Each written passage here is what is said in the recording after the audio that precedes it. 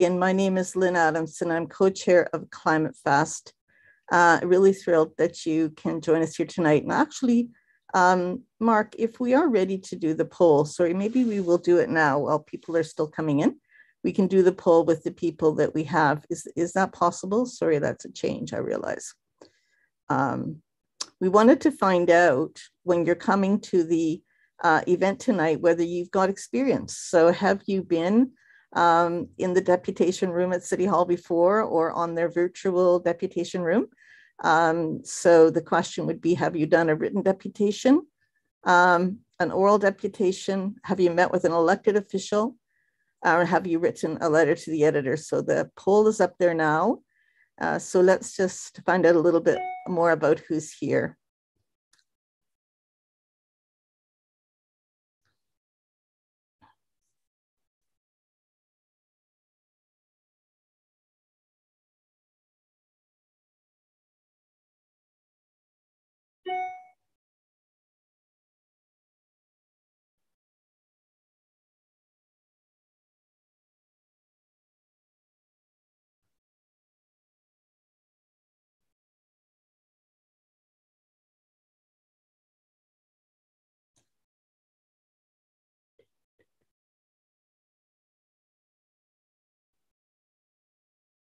Okay, we're about 2/3 of those on the call have responded. So we'll give it another little bit of time.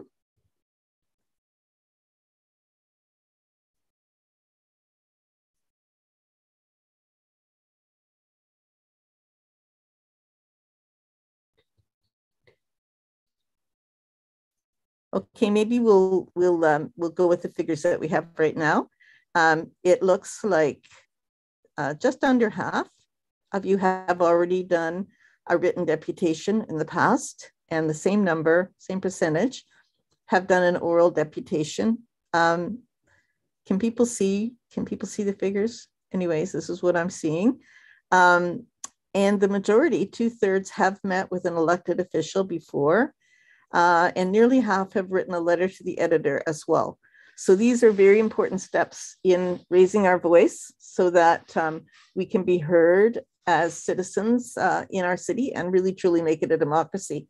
So thanks for participating in that warm-up poll, and good to know, that whether you're experienced or whether you're brand new to this, we hope that tonight will give you the information you need to go ahead and make a deputation, meet with your councillor, write a letter, and participate. And if you don't want to do that, if you just want to come and learn tonight, that is fine too. We're just really glad to have you here. So I would like to call on Colleen now to do our land acknowledgement. Sure, thank you, Lynn. Hello, everyone. I want to acknowledge that I'm in Toronto and that this is and has been home to many Indigenous nations for thousands of years, including the Anishinaabe, the Chippewa, the Haudenosaunee, and the Wendat peoples. And it is currently home to many Indigenous Inuit and Métis peoples, and is covered by Treaty 13 with the Mississaugas of the Credit. I also want to invite everyone for a moment to think about the word home. And what does it mean to you? And what does it allow you to have and to protect and feel? And when I think of home, I realize that as a settler, one of the ways I benefit from colonialism is that I have a home that offers me a large degree of comfort and safety. At the same time, ongoing colonialism and the theft of land and genocide threaten Indigenous people's homes, health, and safety. At a recent webcast, the question was posed to an Indigenous speaker around what does reconciliation look like? And I'm paraphrasing, but I heard him say that it means space to heal, to practice culture, to reconnect with language, to take care of and teach the next generation, and that all of this is connected to the land. So I want to end by sharing that there are land back and land defense initiatives happening here in Toronto, in Caledonia, in Kitchener-Waterloo, where the Six Nations of the Grand River are, and in BC, where the Wet'suwet'en currently face territorial invasion, unlawful arrest, and ongoing militarized RCMP forces who are acting to take their land for a fracked gas pipeline. I'm going to drop the links in the chat for each of these Indigenous-led initiatives, and I invite you to explore and learn more about how you can support and show solidarity. Thank you.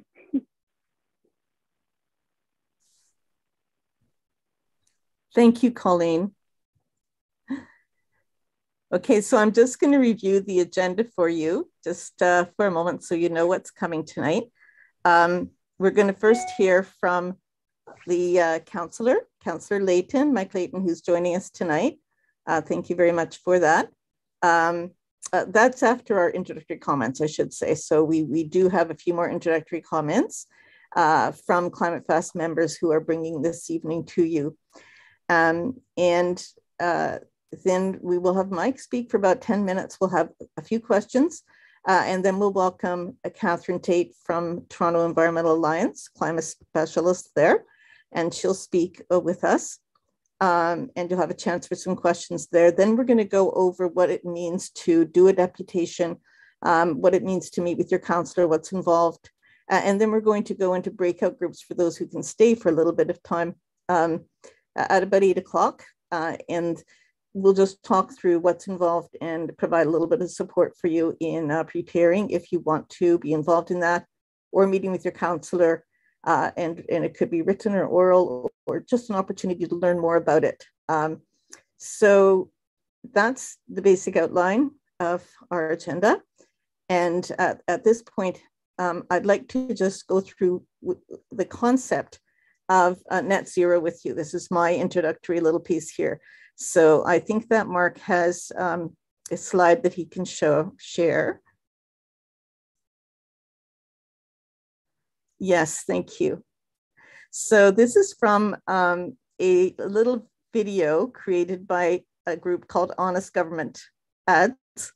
And it's called Net Zero by 2050. And it really outlines a lot of the pitfalls in trying to go for net zero outcome rather than actual zero outcome, but also the timeline. So if you look at the timeline here, if you cut early, so between 2020 and 2030, you're really cutting a lot of emissions, okay? But some people will want to take the other path and just delay action. And if you delay action, it affects what we can do by 2050. So could you show the second slide, Mark?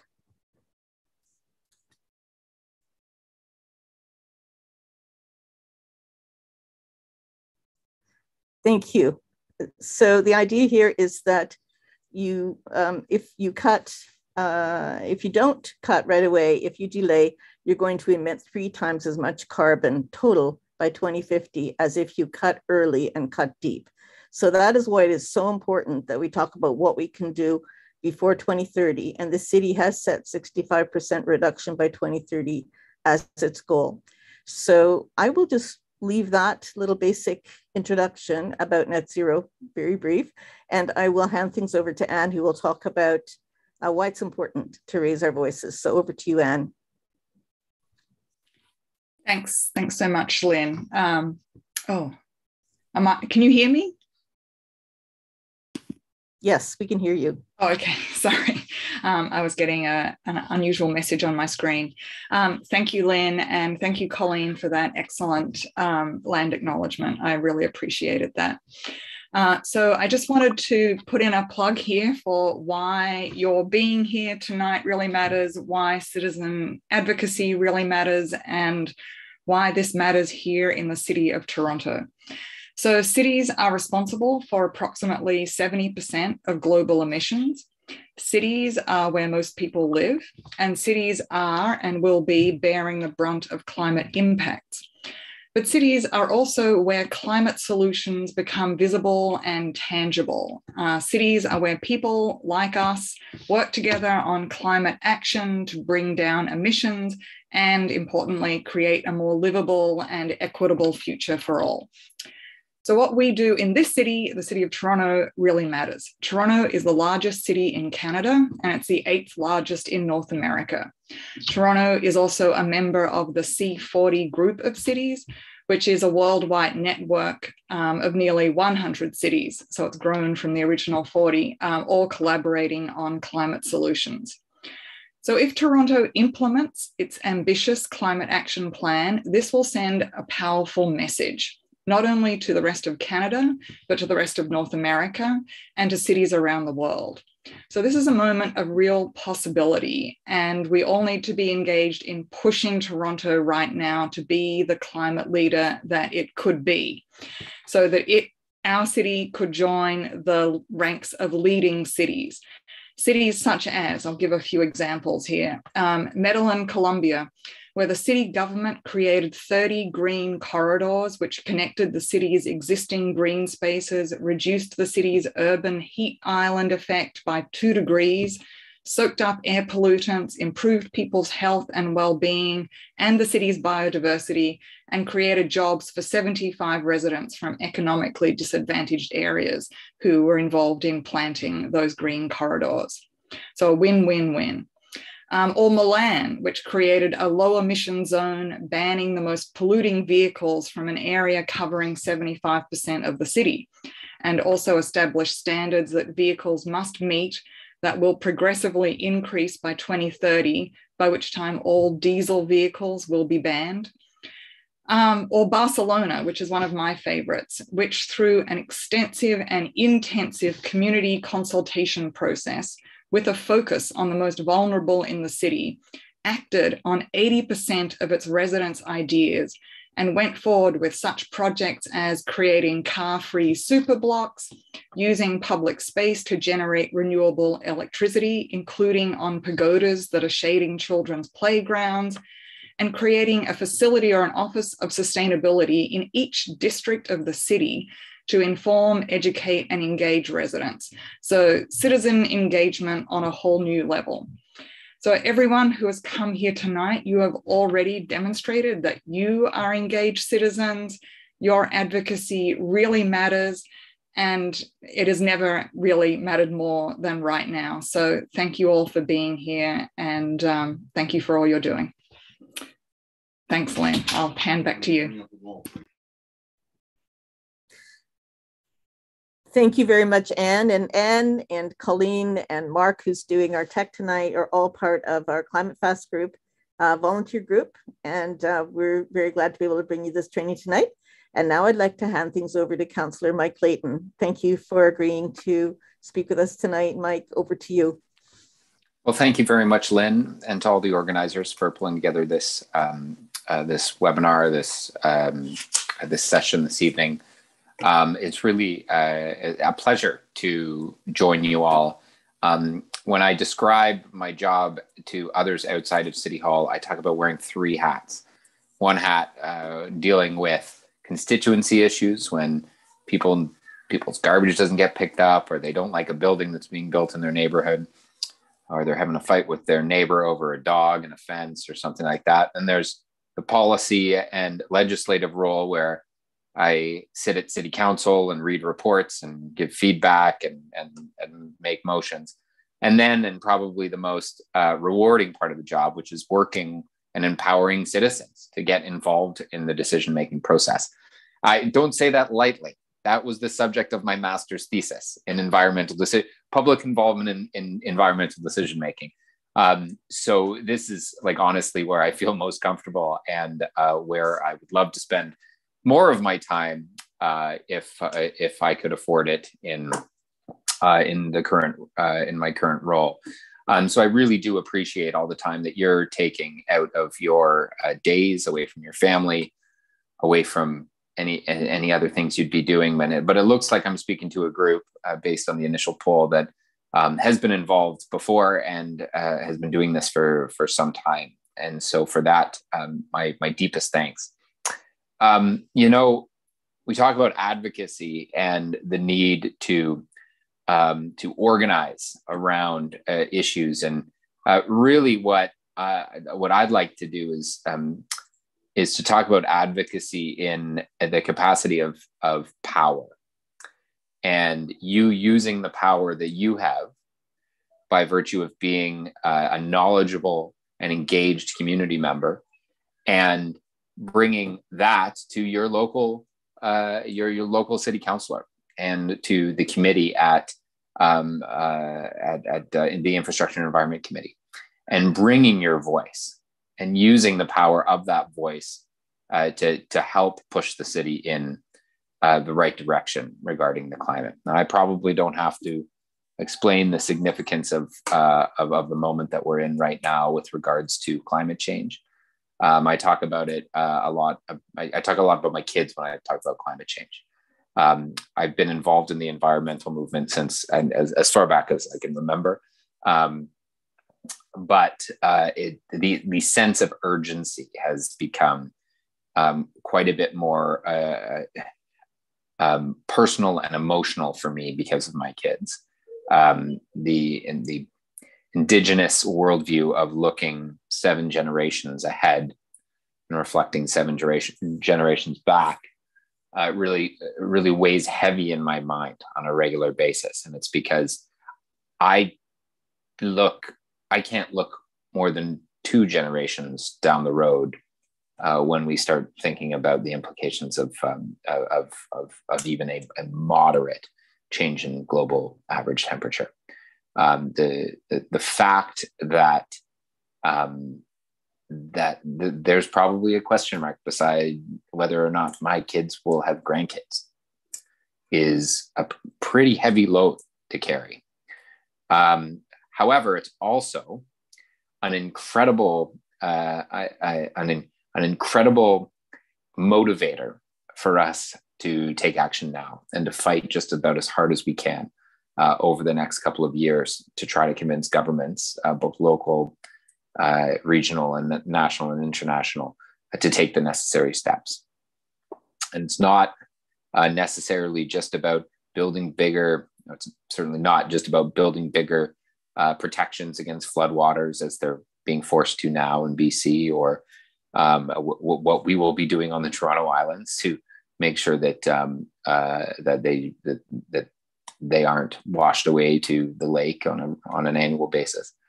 It's not just about that. We can change, and moreover, just a couple of years ago, I would have probably said the scale of the change that we need to make is beyond our capacity to cooperatively organize on a global scale. I probably would have said that. I like thinking of myself an optimist, but it's a pretty big organizing feat. But in the last couple of years, I've really had to take a pause on that to say, you know what, we see it happening right now, both in our communities, the way that our communities organize and operate, and how we changed our daily lives so profoundly, and then also how nationally and internationally governments started to right the ship, and that gives a lot of reasons for hope, and that we can actually achieve what we're going to need to. This plan, so just so people are aware, I wrote the climate emergency motion for the city of Toronto. It may have the mayor's name on top of it, but it came from the environmental community, of which I worked hard to try to build some consensus around some core principles based on the framework that was being passed across the country, trying to put a Toronto context on it. And we managed to sell it to the mayor for the most part without major changes, partly because I played a little game of chicken and put a motion in before he was able to, before we were on our way to the COP conference, the C40 conference in Copenhagen a couple of years ago. That motion, I think, called for some pretty bold moves, some pretty quick moves, and pushed for a report back that had some concrete steps to accelerate for a stronger target, and then some steps that we could take to accelerate to that. So we didn't get a quick report back because shortly after there was some delays, and then COVID hit, and most of the energy and environment team was redeployed as part of the COVID effort. And unfortunately, that meant that the report sort of took a back seat. And then what came back, while had very strong targets, and there's no denying that the targets in the report are very strong. Unfortunately, we don't see, or it's not yet clear, what's being accelerated. There's language saying that they're going to accelerate certain things, but no details as to how.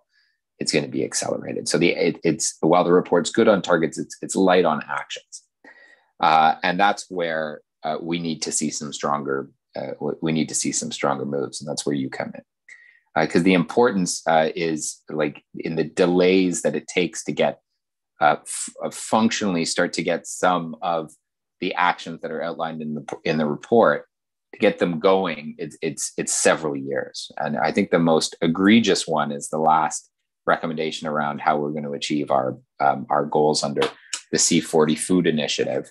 It doesn't even have a report back until 2025. Well, that's like halfway through the decade to our 2030 goal. So we've got to change some of those things, and we've got to advance things quite a bit faster. I'll just point to one other example. Is the target for net zero new buildings is 2030, but if you actually read between the lines, we wouldn't actually start occupying net zero new buildings until well into 2032, 2033, or later, because of the way that the city Toronto Green Standard works. And that's the same target that we had in 2017. Well, a lot has happened since 2017, including the emergency, the council motion that pushed for to accelerate that process. There's a lot of places where we don't have, and the report acknowledges it, that we don't have the authority to make the moves.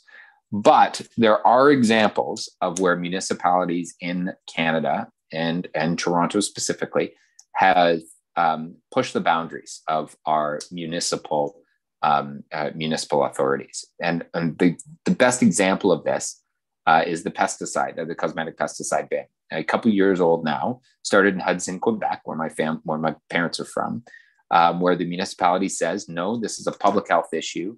We're poisoning our water. We need a ban on the application of cosmetic pesticides. And of course, lawn care companies and pesticide makers challenged it.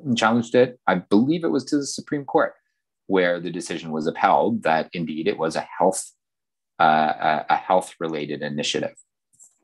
So what we got planned is not only like this report doesn't acknowledge that, because this report can't make the statement, we need to take municipal jurisdiction to the next level because climate change is a public health threat. We know it's a public health threat, but just knowing it and declaring it ourselves doesn't take the force as when the medical officer of health does, and can propose certain measures to be taken. It's a hard road. It's a road that can be challenged in the courts. So we'd much prefer other levels of government do it. Ban the installation of gas, home heating and water heating equipment. To start a more dramatic transition over to EVs by through regulating the sale of gas vehicles. These are the steps these are the authorities other governments have, but the city just doesn't. So that's why the report's laid out the way it is. We're asking some governments for something. Not yet on the public health agenda. We will be putting on the public health agenda a request for the medical officer of health to review the authorities of her office vis-a-vis climate change and report back next year. In the event, and in the very likely event that the other levels of government don't take the necessary action, we're going to see if we can push the envelope a bit and get the medical officer of health to intervene. So that's kind of plan B. Let's call that plan B. Plan A is go and change and strengthen this report and try to see how strong we can make the recommendations and how fast we can put into effect some of the actions that are necessary.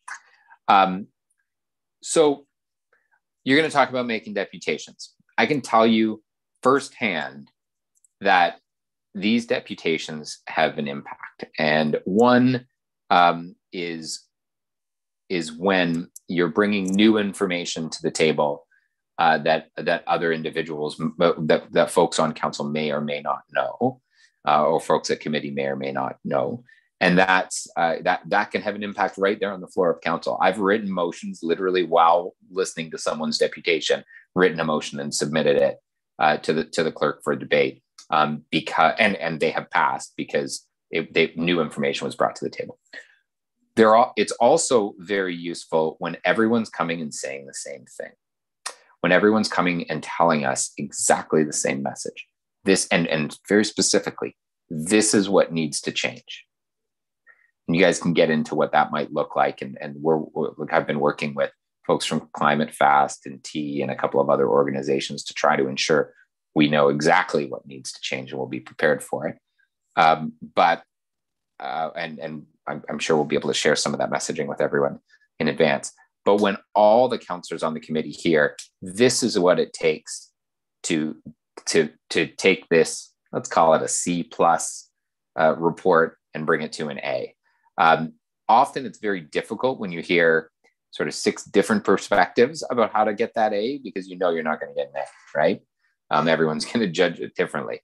But when you're able to put forward when you're able to demonstrate that you have a broad stakeholder consensus as to what needs to change, it's more likely to get adopted as a nice, neat little package.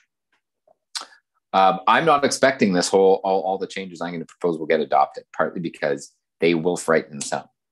Hopefully the gas company, hopefully Enbridge, but the Enbridge president will get on the phone immediately and call the mayor and say, you cannot let this this lefty whatever make this happen. The entire economy will collapse as a result. Like I will feel my job is complete if I really worry the president of Enbridge, because if they're not worried, then we've got a problem, because we're going to put them out of business. That is our goal and needs to be our goal. The only way of hitting our net zero target for 2050 is by putting them out of business. And that's just a fact.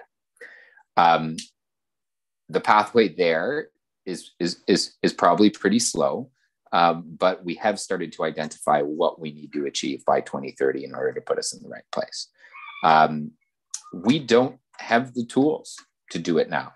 We're going to need new organizations. We're going to need new entities to actually pull off what we need to. We're going to need to invent some. Some we're going to need to repurpose, things like Toronto Hydro, that aren't doing the work that they need to do on demand management and renewable and conservation and renewable energy. They frankly have not. We need to start reinventing some of these things. You know what the crazy thing is? The city of Toronto established a crown corporation that now that was successful in building North America's largest district energy system, all run off green energy, the thermal energy system, the largest. And we sold it, made a ton of cash, and it was called Enwave, and we did it 25 years ago, and we haven't done anything bold like that since. But it's probably one of the greatest stories that Toronto has for its contribution to reducing greenhouse gases, because of its scale and size. We can do that again. We just need to remind people that it's possible and it can be very successful. I think the biggest argument that we'll have against us from the sort of right wing on council is the government messes things up. We shouldn't get in that business. Let's just let the private sector handle it. You know what? We've been doing that for a long time and it's not working. The reductions that we've seen in greenhouse gases in the city of Toronto are, for the most part, the result of a provincial regulatory move to shut down coal-fired power plants. And it hasn't been a result of some of the good work we've been doing. Like that hasn't resolved. We haven't scaled up that work enough to really see ultimately the potential that those programs have had. And that's where y'all come in. I hope you'll come in and make as much noise as possible and encourage that committee to take steps in the right direction and perhaps broaden or perhaps put a little bit more specifics on how aggressive staff should be. And because I think staff stuck their neck out for us by saying, we need you to be net zero by 2040. That will ring alarm bells. But we need to do them a favor and give them the political support to actually come back with strong action plans that cost money and will change the way people live in the city. We need to give them that authority. And if we do it right, then hopefully they'll come back, and we'll have to probably debate each of these things again, but we'll have a much clearer pathway to reach our targets. With that, I think I'll pass it back to Lynn. Thanks so much, Mike. And you're quite right that we have to have Enbridge mad at us or we're not doing our job. And I think reminding us that the biggest cuts we've had so far have been because of the coal phase out and not because of these other policies shows us how much we've got to go. The worst thing that could happen is that this would be a fantasy and not an actual plan. And so that's what we've got to convince council, that there's public support for an actual plan. So I know you had until 7:30 for us, and it is 7:30 now. So I'm just thinking. I can hang out for some questions, Lynn. If it's helpful, I can. You're up for some questions? Okay, let's have a question or two. Mark, do you have a sense of a question we could go with? I think there's probably a lot of questions there, but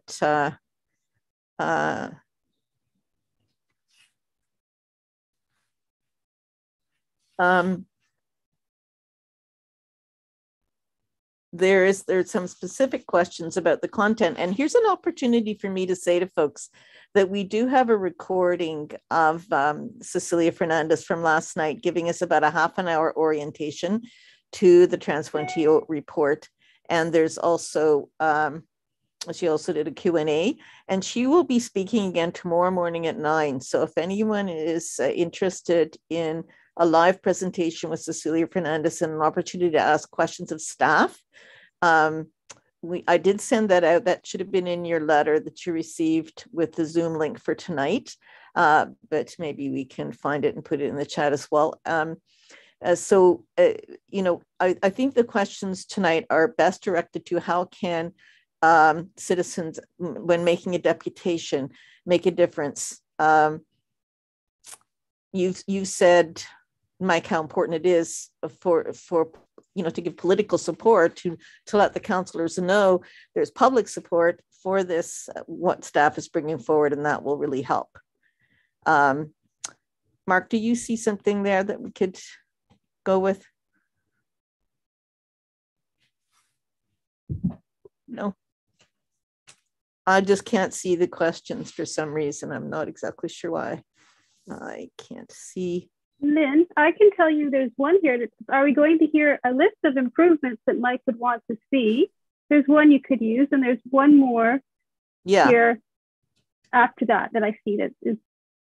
Okay, yeah. So key improvements that you'd like us to speak up about during deputations, Mike. One of the big ones will be moving faster on our TGS. So achieving net zero new buildings faster than 2030.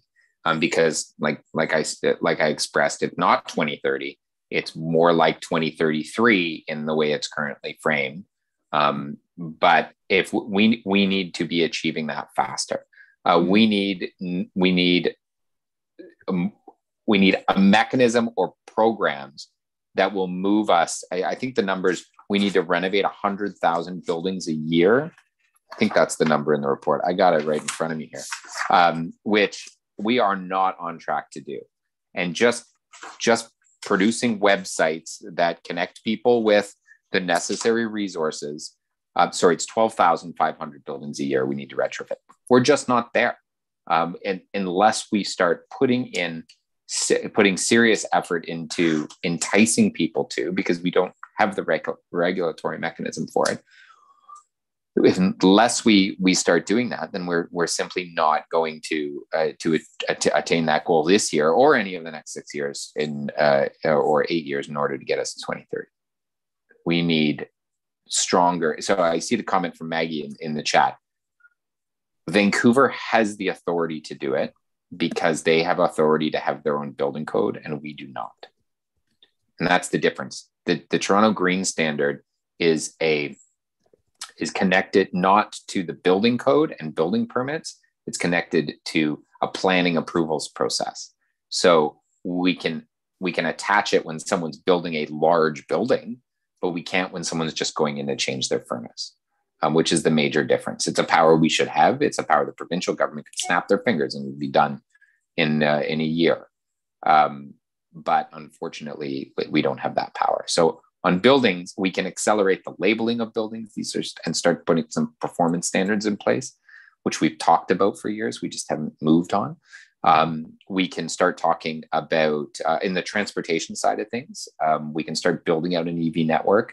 We could potentially use our vehicle registration fee system to incentivize the purchase or the registration of electric vehicles over gas vehicles. We can certainly use our purchasing power to ensure that we don't purchase any more as a city gas vehicles when there's an EV option available. That's actually proposed in the report, which is good, and it's a move forward that we have done. But we could be going one further and working with other municipalities on bulk purchasing to try to start to bring down the value or the cost of some of these technologies. We can do that with home retrofits or building retrofits as well, by using our power as a large purchaser to bulk purchase massive amounts of heat pumps. I think it's to the order of like 1 million heat pumps we'll need overall in the next 30 years, which is like the numbers outrageous. And it's we probably need 15 times that of solar panels in order to accommodate the change in base load of electricity.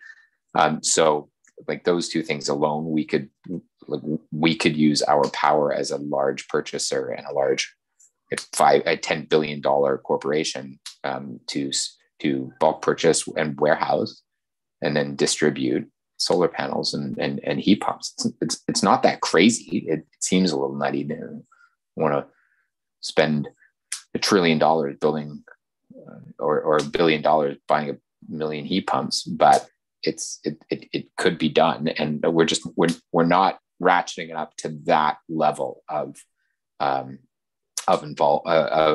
action around transportation. In order to achieve 75% of school and work trips under 5 kilometers, and to walking, transit, and cycling, we know what we need to do. We need to make transit trips more convenient and more frequent and cheaper. And we can do that. All of those 3 things, we know how to do it. We made it free for under 12 overnight. We're scaling up our fair fare system, but we need more. We need more buses. We need more drivers, and we need to make it easier for people to access affordable transit. The cycling infrastructure is the same thing. We know the number one reason people don't bike, and what they tell us is it's not safe and we don't have existing infrastructure. Well, we can install that infrastructure, and we've demonstrated during COVID we can do it rather quickly. There is still opposition though, even in like cycling heavy wards like mine. Every lane is like we bleed and sweat for these just to get a couple kilometers of lane every year. And we really do need to start selling it better. Sorry, Lynn, I just went off on a different direction. Thank you, Mike. I will say that one of the questions is directly, one of the questions is directly about deputations. Allison's question, yeah, it's, do written deputations matter? Yeah. So I once read a book about the effectiveness of different techniques of doing political doing political interaction. Sorry, I can't hear you. Is that the problem, mine or yours? It's your problem, Lynn. So I would say that in some cases people read them. Okay. But it's made more difficult now that we don't get physical copies of the deputations. They just kind of show up in our meeting monitor. So it's far more difficult to go through individual ones. The better, what I would say is the better approach would be to email the councillors directly.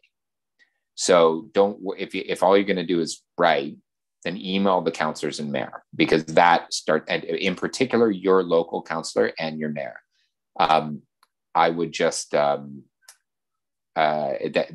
is typically the most effective way of influencing councillors, beyond trying to have a one-on-one meeting with them. Boy, oh boy, if you can get them in a room or in a Zoom room or on a phone call, that can have a big effect if it's your local councillor.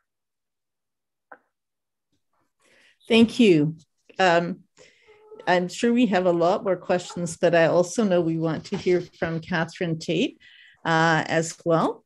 So I'm thinking we should have a way of collecting the questions that are in the chat and seeing if we can get some answers to folks that we could email out to people who've been here tonight, and perhaps coordinate a little bit who's going to cover what in their deputations if we can.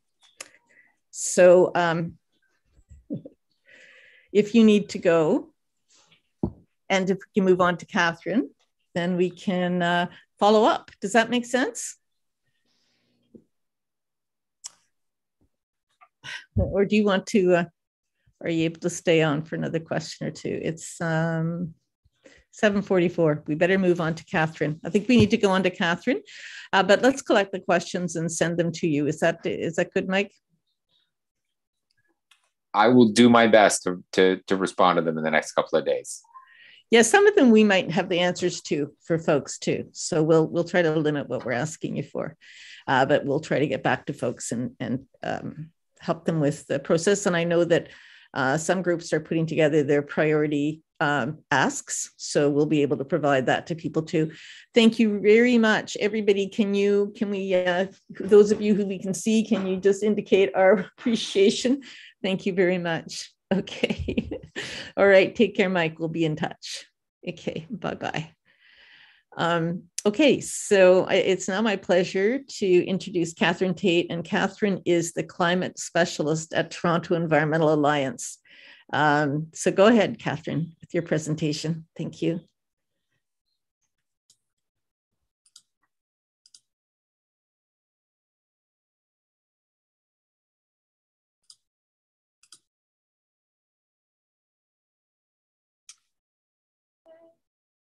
There we go.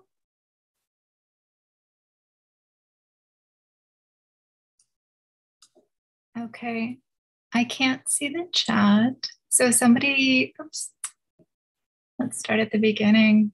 Someone let me know if I'm speaking too quietly. I'm going to keep my voice slightly low because there's a little one trying to just go down in the room next to me.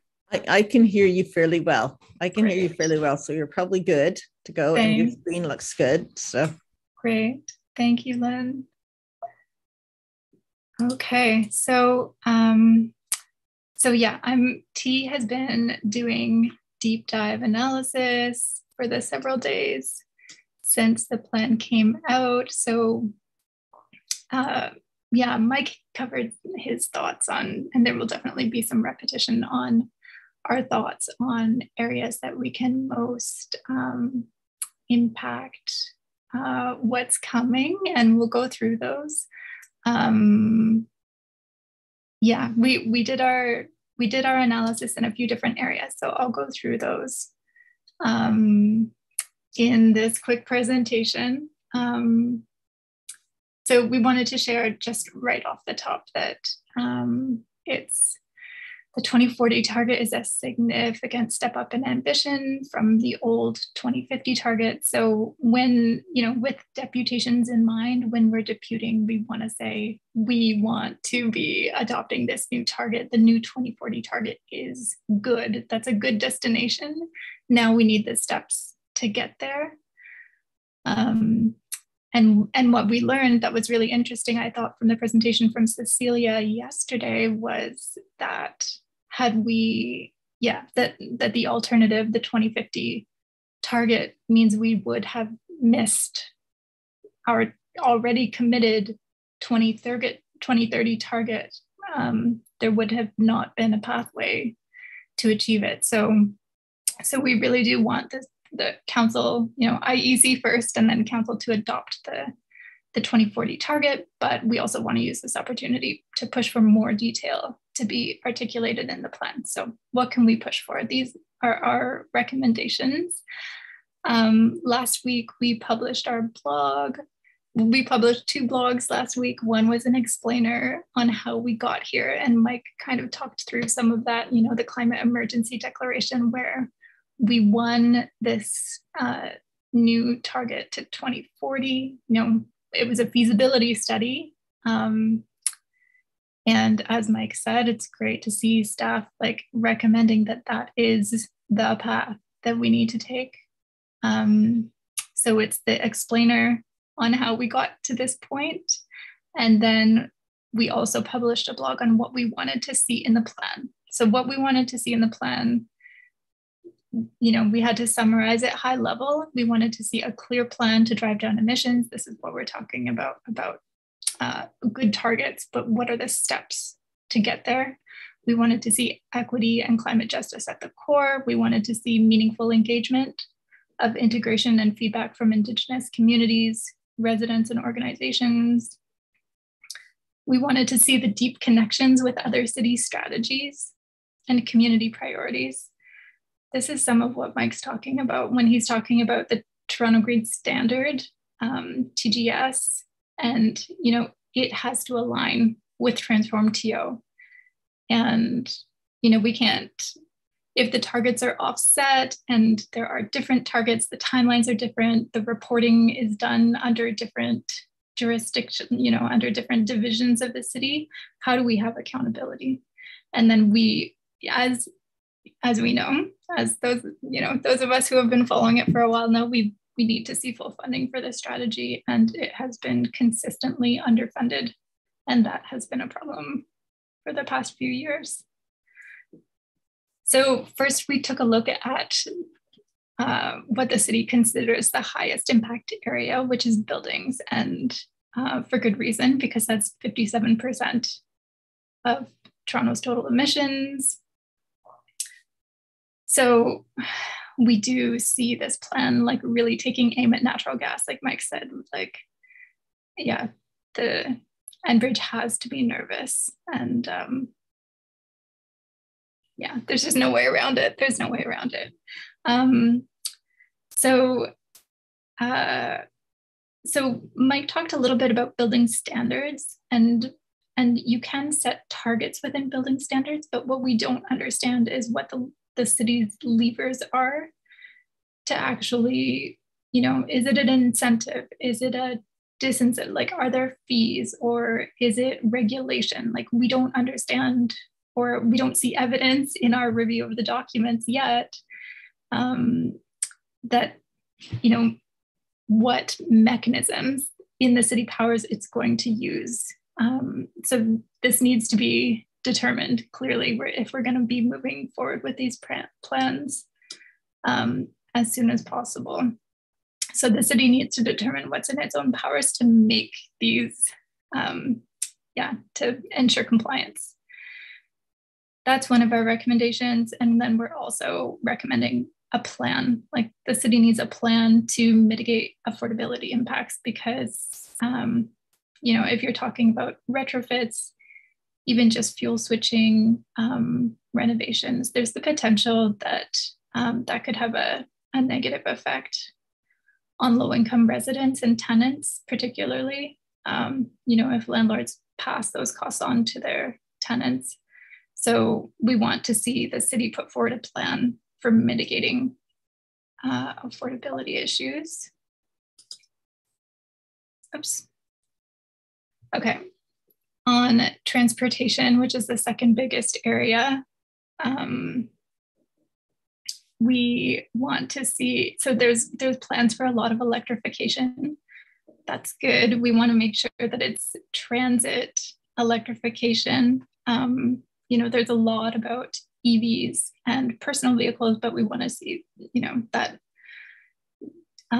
that really apply to transit, both expanding the transit network and, like Mike said, more frequent, more reliable transit, and then also adopting zero emission vehicles in the TTC fleet. We want to see the city's own fleet, like, you know, the city has fleets for a lot of different purposes. They could start changing over to EVs from their, you know, for their purchasing, for their procurement starting today. Like, there's no reason that they couldn't get started. You know, under the corporation of the City of Toronto, they could start with that right now. And we also thought that they should do some evaluation of, you know, things that like maybe could be accomplished with an e-bike as opposed to a vehicle at the city for its own fleet. And then, yeah, Mike covered this too. Yeah, we're not going to get the modal shift that we need to active transportation unless we're providing like real protective infrastructure. There's just too much risk associated with active transportation right now. You know, cycling and pedestrians need to be protected in order to make that shift. So the next section, this is some of the high level stuff. Like, I think if we're talking about, you know, as Mike spoke about in his strategy of like bringing consistent messaging that is going to be heard across deputations, something that we think is quite important is robust annual reporting. The next big report that's proposed in the strategy that we received is for 2025. And if we, you know, there is a note about annual reports, but it's an annual progress report, and we don't know how detailed that would be. And, you know, robust, you know, that's our short word. Like, this is what we're putting into our next blog. But I think we'll put some quite precise language on that. Like, we want to see actual emissions measurement and reporting on, yeah, quite in-depth reporting every year so that we know whether we're on track or not. If we don't get the next update, the next substantial update to 2025, then we'll have lost all of those years to understand how we're progressing, and we won't be able to course correct on those years, you know, that have passed by. So, so we want to have annual reporting that is quite strong.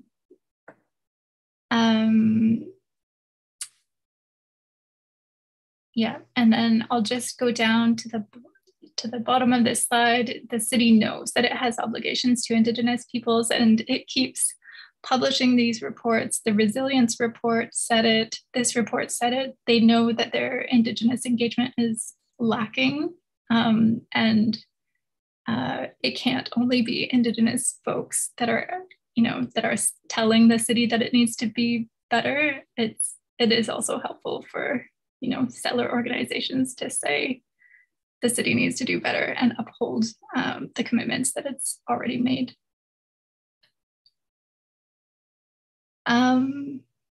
So the report does talk about a lot of community engagement. Folks who attended our TCAN City strategy meeting this afternoon, we talked a little bit about this. The city is, from the report, it seems as if they're thinking of it from a city outwards kind of perspective, and that Live Green would be the channel through which the city seeks engagement on transform TO.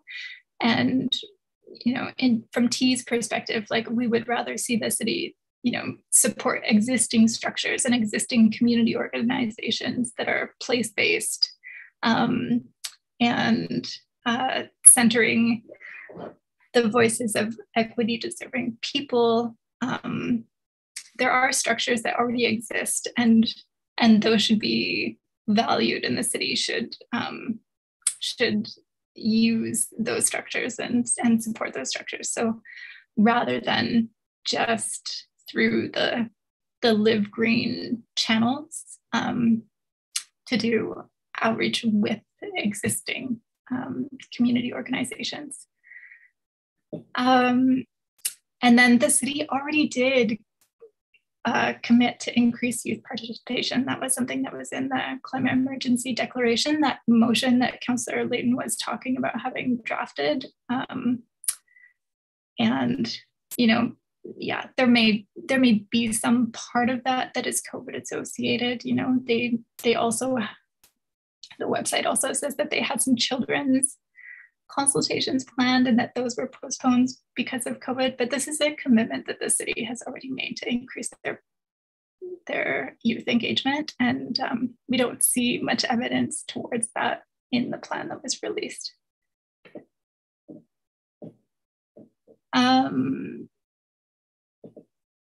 Yeah, so this is the city also in the 2019 emergency declaration motion committed to using an equity lens, the city's own equity lens that exists. They committed to it then, but climate groups have been asking for this since we did a joint submission quite a few years ago in 2018. And as far as we can tell, this has not been deeply implemented. So we're going to keep asking for it.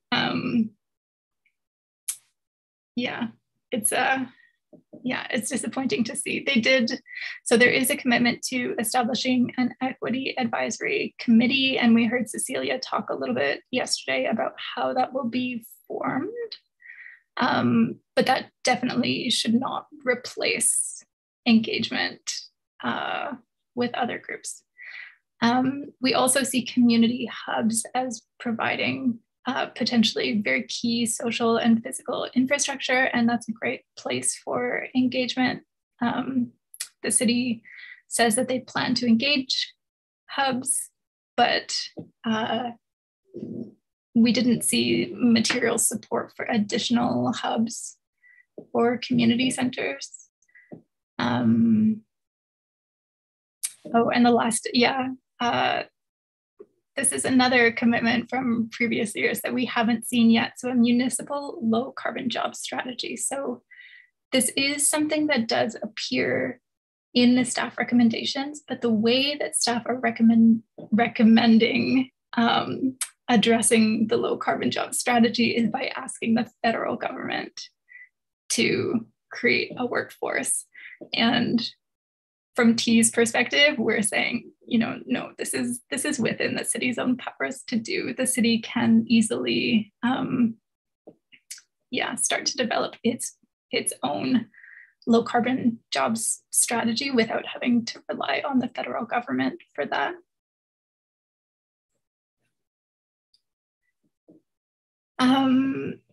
So yeah, now we're on the funding piece. We want to see fair and equitable revenue tools. We've asked for this before. The city has commissioned studies on what revenue tools it might be able to implement. Now is really the time. Like the report says that there are no financial impacts on the 2022 budget as a result of this plan, but that they cannot calculate the impact on future years. So we have a lot of work to do as a city, and we're going to need to pay for it. So we want to really strongly put on the table for this meeting, but also going into budget, which is in January this year, the fair and equitable revenue tools really need to be implemented. And again, that's within city powers to do. we want the city to commit to full funding every year. And we don't know how the city has been evaluating its capital projects, you know, on the basis of climate and resilience. But in this short-term implementation report that we received from 2022 to 2025, there's just like a column with like a binary, like, yes, it's climate, or no, it's not. Like, yes, it's, yeah, passes the climate lens or not. And it doesn't seem, yeah, we want to have transparency on how they are doing this evaluation, because it seems a little bit flawed in the way things that are being evaluated. So we have a briefing note that basically summarizes everything that I just spoke about, like all of T's recommendations, and we'll be doing a longer form submission as well. This is a condensed version that we wanted to bring tonight to the group, and that will be in our blog tomorrow. But you know, there are quite a few other concerns. We also haven't seen the implementation of the consumption emissions yet, that are also known as life cycle emissions, or scope 3, which could make a significant impact on what we know now as our annual emissions. We're at 16 megatons per year, but it could be quite a bit higher if we account for those consumption emissions. So we'll be asking for that as well. Thank you very much, Catherine. There's so much there for us to look at and work on, and there's so many questions in the chat. People really want to understand it, and it is a very major report. And I will mention, Catherine talked about the budget coming up in January. We'll have opportunity to do budget deputations. And right now they're not committing to spending. They're just looking at this plan on Thursday. But we need to show them that there's such strong public support for it, and we want it to be fully funded, as Catherine talked about. Is this going to come into the election? Next year, 2022, is municipal elections. So our these councillors will be up for re-election, and we want them to hear during the election campaign that climate is a really strong concern. And yeah, so we need to do that. I think we'll just take a few questions, Catherine, and then we're going to offer you breakout groups to just talk a little bit about what's involved in making a deputation and what you're thinking about. Sorry, and I actually have a little handout to show you. So we'll take a couple of questions for Catherine, and then I have a little handout to show you before the breakout groups. Hi, Lynn. I can jump in with a couple of questions. Sure. Please. So here's one. Retrofits are good, but do we have enough trained personnel to do them to achieve the net zero emissions standard? And if not, can we implement a training and certification for that? So that's a first question. I don't know if you can take that at all, Catherine. What's your sense about the training programs that will be needed and certification processes that would assure residents that, in fact, the retrofit was doing the job it has to do? Mm-hmm. Yeah, I can't speak to the existing workforce and the particular numbers, but I can speak to what we have asked for before. We have, you know, as T alongside other climate organizations and allies, we've really been asking for this green jobs, low carbon jobs development strategy. We've been asking for the city to go and consult with workers about that, consult with unions, academics got added into there in the climate emergency motion. But yeah, workers, trades, unions, we've been asking the city to go and do consultation about, what the needs are, and not just the job creation either, like you're saying, like it's the training piece as well. And yeah, this is a strategy that we feel, it should be within the bounds of the city to create and implement. So, if that's your concern, certainly, yeah, I would definitely encourage bringing that to your deputation. Yeah. If I could mention with that too, I was on a call today with John Cartwright from the Labour Council, and he said there's really very little mention, there's no mention of workers or labor, or very, very little in the report about that. So it's not evident that this kind of working together has started. So emphasizing that it needs to happen, I think it is good, is helpful. Okay, do we have another question, Anne? Yeah, one quite specific question about the petition that T will be hosting. Is that going up before this goes to the IEC, or after IEC and before it goes to council? So basically, when is the petition going up? I think you're planning to do it after the IEC, right? Is that correct, Catherine? Or are you thinking about it? Yeah, I'm sorry, my audio went out for a minute, but this is regarding T's digital action. Is that yes. Right? Yeah. Yeah. So our digital action will launch right after IEC. It's a strategic time to launch after IEC. We want to see, we want to see what passes, what doesn't pass, and what we still need to push for from that meeting. So if you're on, I'm not sure, I shared some links with Ray. I'm not sure if Ray has posted any of the links that I shared by email, but I can post some links here. And if you're not already signed up for T's newsletter, then sign up, and you'll be sure to be alerted at the time that the digital action launches. Mm-hmm. We'll try and send it out to our Climate Fast list as well. Yeah, it's crucial to get many responses coming in.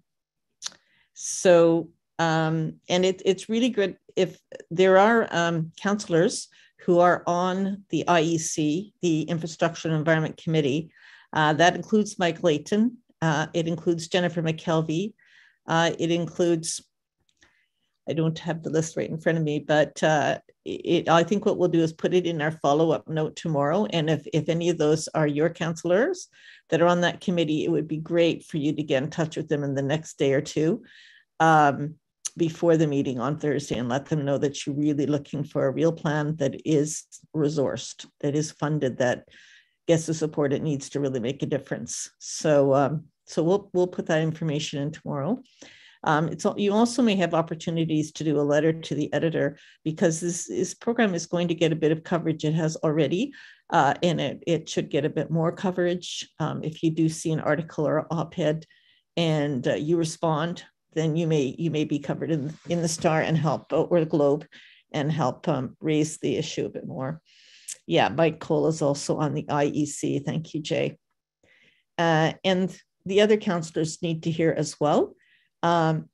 Strategy for deputations. I'm thinking we're going to need another opportunity to touch base for those who can. So I would like to suggest, I'll just jump in and say that we will set up another opportunity to check in, which will probably have to be Wednesday, with people around what they're putting in their deputations, and maybe divide up the focus. So we don't, like, it's impossible for you in one 5-minute deputation to cover all the points that should be raised. We want to just give you, I think this leads into, if I could show the tips right now, Catherine, would that be okay? I think that should only take me about 5 minutes. And then if there's any question that we can take after that, then we're going to do small groups. Yeah, I don't know if you can make that a little bit bigger, Mark, or if people can make it bigger on their own screen. So deputations are 3 to 5 minutes. They should be 5, but sometimes they cut them down if there's a lot of speakers. And in the lead up to the yearly budget, the budget committee holds special budget consultations, and we've done those every year. We've had a lot of positive effect. Sometimes half the deputations on the budget in a given session are about climate. So councillors do get the sense from that it matters to their constituents. But this time it's about this major new report, Net Zero by 2040. So some tips for writing your deputation: make it personal. If you can say, you know, I live in such and such a ward and this is what I've noticed. Maybe you have noticed flooding or impacts. Maybe you're concerned about your children and their future or your own future, you know, and how you want to see the city, a more personal angle on that. Will reach to the councillors because they're human beings. We're trying to reach through to them, to their hearts. And yeah, if you can see particular links to your ward, certainly bring those up. And when you found that hook that you want to start with a personal experience, then you can build your speech around it. You're going to give your name and a brief statement indicating what you're asking for. And so you want to be clear. So kind of at the beginning, say what you want, then you can go through the points. And then at the end, you want to summarize. And you, yes, the financial benefit of investing in Transform TO, like we all know that it is better to spend the money now than to clean up later. And you could just look at BC and the fact that those flood barriers were not maintained properly. You know, now they've got a huge mess, billions of dollars, I imagine, in repairs there that could have been prevented. So, you know, you want to do that, and you do your conclusion. And I think we have a little bit more below that. They may ask you questions, doesn't usually happen, but they may, and it's usually a supportive councillor who wants to give you an opportunity to elaborate on one of your points. And if you don't have the answer, just say, you're not sure, and you'll look into it. So it's a good idea to practice your deputation and time yourself. Time yourself to 3 or 4 minutes rather than the full 5, because it just seems to take a little longer to say what you need to say. And if you'd rather not speak in public, you can do it in writing. And as Mike has said, make sure you send it to the mayor and your own councillor, as well as to the IEC committee. So the deputations are virtual. And I think we have a little clip. I don't know if that's possible to share, Mark. From we did deputations on the building emissions report. That was the first net zero report in the summer. And so this is Liz Addison speaking.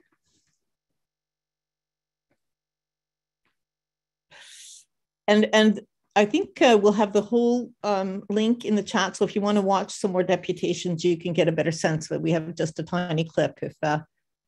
Decarbonization. The recently released net zero report by the International Energy Agency calls for an end to the sale of fossil fuel burning boilers by 2025. We would like to see a similar set of deadlines for the sale of emission generating equipment and appliances for the City of Toronto. Fourth, we don't see a timeline in the strategy for disconnecting public and private buildings from natural gas. A set of deadlines similar to those outlined in the IEA report should be in place for getting Toronto off natural gas. Yeah, so that's just a little clip. Thank you, Liz, for letting us to share that. And what you do that does become part of the public record that anyone can look up later. And you'll have your beginning, introduce yourself. You'll have your conclusion. They pretty much do cut you off at 5 minutes. But you can see that they're actually, sort of paying attention to you. And honestly, to have the ear of councillors and go directly to them with the kind of passion and concern that we all feel, and with the informed perspectives that we're bringing. It's a powerful thing to do. So we would like to right now give you an opportunity to go into small groups. We have, or I don't know, do we, I'd love to take more questions for you, Catherine, too. I'm not just exactly sure what to do in terms of our limited timing. And what do you have there? Do you have something that we should specifically ask Catherine, or we just say, check the blog, which T is putting up, and look for the digital action coming? Is there anything specific? Sorry, Len, I'm just, there's been a lot of conversation. I am now going back. Okay. There's some great ideas from people. A very specific question. When do people need to register to make a deputation? Yeah. And is it on WebEx or on Zoom? Does anyone know the answer? I think it's on WebEx, but they get in touch with you with the technical details, and you have to call in advance, and they check that they can hear you. And if they can't hear you for some reason, they will put you a little bit later in the lineup, and they make a good attempt to get you on. And you can register anytime up till the day, up to the second to speak, but it's better to register now. If you can always drop out. If you're not there, they'll just go on to the next person, and you can always send your submission in writing should it happen to be not good time for you by the time they get around to you. It's a little unpredictable when they'll actually call on you. So where you register, it's iec@toronto.ca. That's the clerk. I believe that information was in the letter I sent out to you today with your confirmation Zoom, but if it wasn't, it will be in our follow-up letter tomorrow. I may have been focusing on getting people to tonight's event and didn't necessarily give you all the information, but I'm pretty sure the 9 a.m. presentation Zoom link is there. So yeah, Sharon just put the address in the chat for requesting to speak. I'm going to suggest that we go into small groups, and that then we come back, and if there are some thoughts, that people want, I'm willing to stay on a little bit longer. I hope our tech people are okay with that. And then we can have a little more discussion because it's an awful lot to absorb, I realize. Catherine, do you want to make another comment before you head out? Or do you want to stick around and be in one of our groups? Thanks, Lynn. I might head out. To go. Yeah. I haven't. Yeah. Okay. Well, let's indicate however we can with our reaction buttons or our hands or however we can our appreciation. Thank you very much, Catherine, for being with us tonight and giving us the benefit of the thinking that you've been doing at T. Okay, much appreciated. Thank you so much, Lynn. I did put in the chat, and I'll just say once more, just in case anyone missed it, who's planning to depute.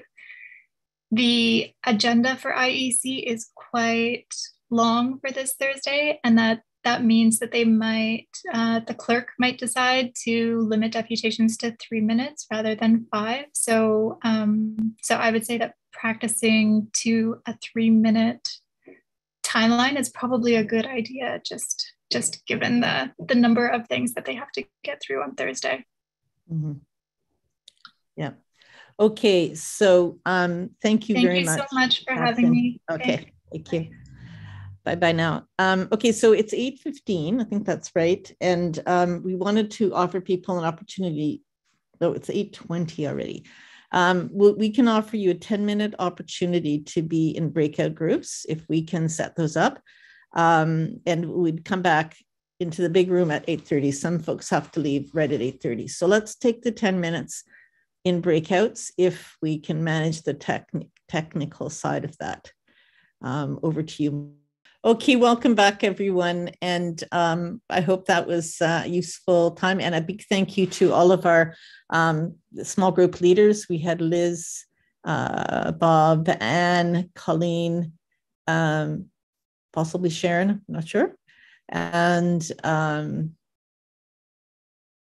myself. I guess I was one of them too. And Bob, did I say Bob? So thank you all for doing those groups. Do we have any comments that people would like to make? Any insights I know some people need to leave, and if you need to leave, that's fine. We will send a follow-up note. But for those who can stay for another few minutes, let's just hear back if there's been any insights or questions that came out of the small groups.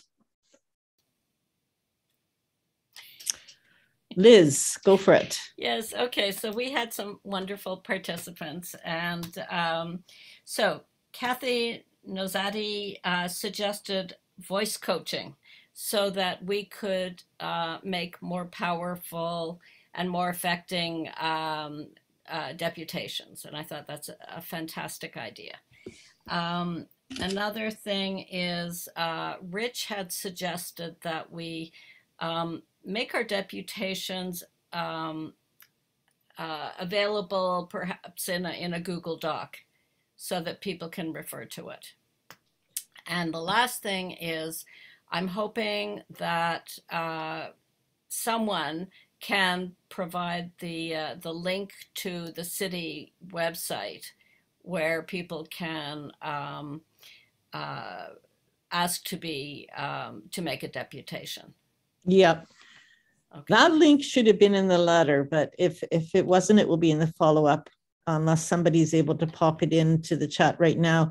The motion is on the agenda for IEC, and right in the corner of it, it gives the name of the clerk and IEC at toronto.ca as the place that you write to sign up. But there is more information available on what's involved in that process. So we should share that. Yep. So thank you for that. Any other insights that we have? Breathe. Kathy says, yeah, that's a really good tip. Breathe when you do your deputation, not rush through it. And that's one reason why you want to time it. Probably you should time it for a maximum of 3 minutes. I think that is good. What we were just told that they may shorten them. Yeah. So do that. There's the, Jay just put the link to the motion on the agenda in the chat. Thank you. Any other insights? Anne, was there anything from your group you'd like to mention? In our group, there were, I think we were all, with the exception of myself, first time deputing people. And I think it was just really great to see everyone stepping up, whether to write a deputation or to speak, and just to have the confidence that what you are a resident of this city and your voice really matters, and just to affirm that councillors need to hear you. So if this is your first time, it's very understandable to be hesitant, but the councillors are responsible to you, and you can remind them of that. And this is such an important issue, and the more people that our councillors hear from, the better. So it was really great to hear first time deputers stepping up and expressing their willingness to speak to council. Yep. Thank you. Yeah. Thank you. Colleen. Yeah, I have to go, but I just wanted to jump in and say I had the most knowledgeable people in my breakout. Thank you. There were 3 people in my breakout, and they all knew so much about specific things that I was encouraging them to actually speak. And like Mike said, if you can share something new, and one of them also mentioned the need to advocate to the provincial and federal level and make that link. So I feel like they're well on their way. All 3 of you are well on your way to making very good deputations and talking to your councillors. So thank you. And I'll see you all later. Thank you, Colleen. Yes. Okay. So, and I wanted to just say in my group, David Berman brought up the importance of the positive vision that we want to inspire the councillors to do the right thing by the benefits that we can create, the kind of city that we can have when we take on this challenge. So, and there were a number of other crucial points around governance and other issues that came up. Embedded carbon came up. So thank you to the folks that were in my group, much appreciated. And over to Sharon. Did you have a group? Yeah, we had quite a group with some very strong feelings about what needed to be said. So I'm hoping that Irene and Alan do depute because they really want to push the aggressive schedule, even more aggressive than 2040. And I think it's really important that they say that, speak from the heart, and make that argument. I know it's rather difficult to depute because of the uncertainty about when actually things are going to happen, when you're going to be called upon. So Anne reminded us, and I suspect maybe Allison will do this as well, that you can write, and it's very effective to write to the councillors and the members of the committee. So I think we had a very committed group with different opinions about what was important to talk about, and that's exactly what we need from citizens, is the variety of our feelings and perspectives. So and copy, great, and copy anything you write to Mayor Torre too. Mark, did you do a group? I didn't, but maybe we can ask Bob. Bob did a group. Yeah, go ahead, Bob.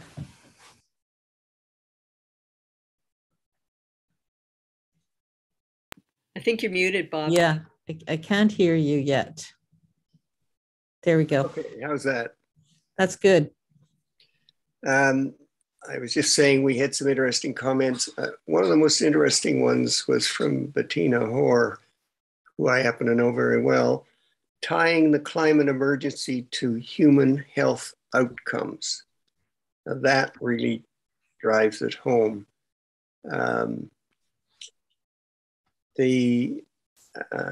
Another one is net zero socially equitable. That is, can we measure to ensure that net zero is available to all residents of Toronto? Yep. Marina Wong wanted to reinforce that we need solid numbers of GHG emissions reduction presented on an annual basis. Yes, annual reporting. Yeah, important. Okay. I think we're going to have to draw to a close our event tonight.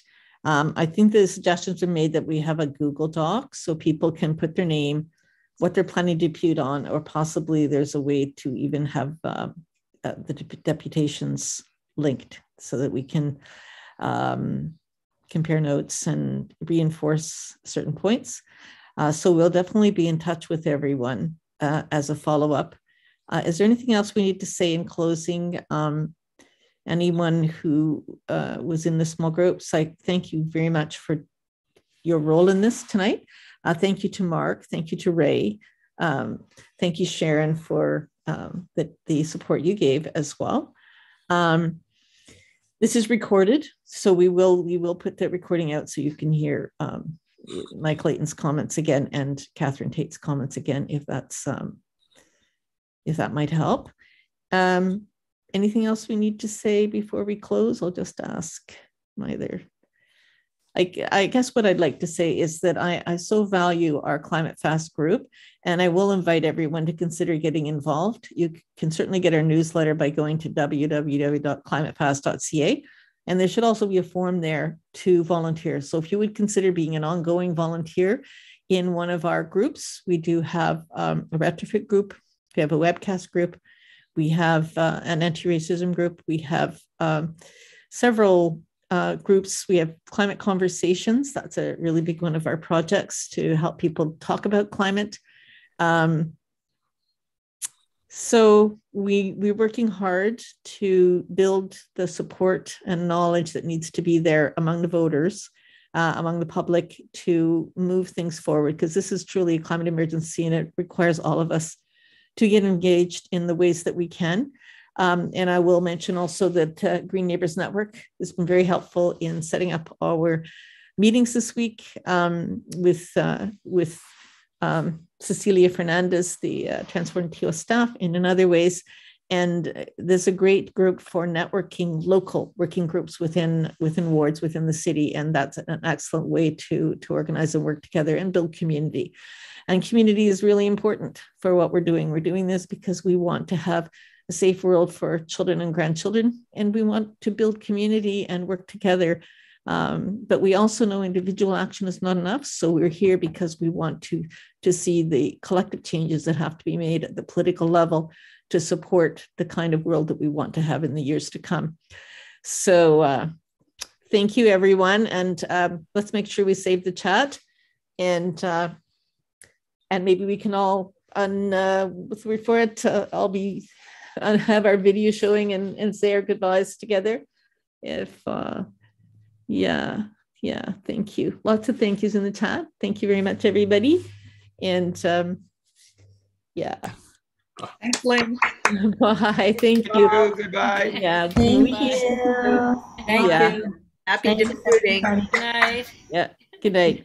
Now we can stay on, some of us, if we want to debrief a little bit. Yeah. So we could stay on. Those of us who can.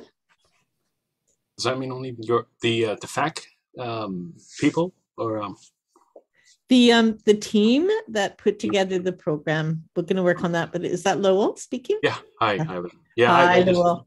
You know what I forgot to mention to everyone? A few people are left, but I can certainly put it in our follow-up about the retrofit group that we have, the Gnn Retrofit Group, and other ways for people to get involved. That's another really important way. Okay. But it's also expanded its mandate. Oh, that's right. We have a municipal I wrote that now. Yeah. That's right. We have the Green Neighbors Network Retrofit Committee, which meets about every 3 weeks. And then we have the Climate Fast Retrofit Committee, which has now become the Municipal Committee of Climate Fast. So, yep, we have those groups. They're very important. Okay. So, yeah. I guess I'm going to go soon. I just want to, so I'm going to talk about the methane issue because I think, nobody seems to be. No, we didn't take it on tonight. But it's not unrelated, right? It's to this transform fuel thing. I think it needs to be talked about because Boston's doing it. And the retrofit, the Toronto apparently it's working closely with Boston, right? So I don't understand why nobody's talking about it. Okay. No, I too was really interested to hear about that from you. So I would say go for it because you don't have the answers on it and it's there. So go for it.